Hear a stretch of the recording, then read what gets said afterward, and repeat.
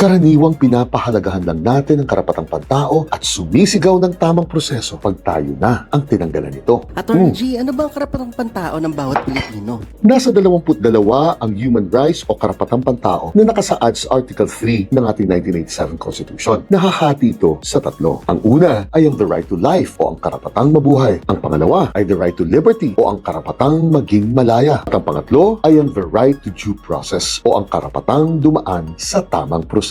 Ang ibig sabihin nito, lahat tayo ay may karapatang mabuhay at maging malaya. At kung tayo man ay nagkasala at dahil sa pagkakasalang ito, kinakailangang bawiin ang ating buhay o tanggalin ang ating kalayaan. Kinakailangang dumaan tayo sa tamang proseso bago tayo hatulan. Dati kasi, tinatanggap pa ang pangangatwiran na may mga tao o lahi na subhuman. Kaya pwede silang pagsamantalahan, gawing alipin kung kailan mo gusto. Naiintindihan ko kung bakit mahilig ang Pilipino sa street justice. Sa bagal at sa dumi ng hustisya sa ating bayan, mas madaling idaan na lang ito sa ating mga sariling kamay. Mag-ingat lang tayo dahil masarap lang ang street justice kung tayo ang nagbibigay nito at nakikinabang. At karaniwang pinapahalagahan lang natin ang ating karapatang pantao at sumisigaw tayo tamang proseso kapag tayo na o ang ating mahal sa buhay ang tinanggalan nito. Jillian!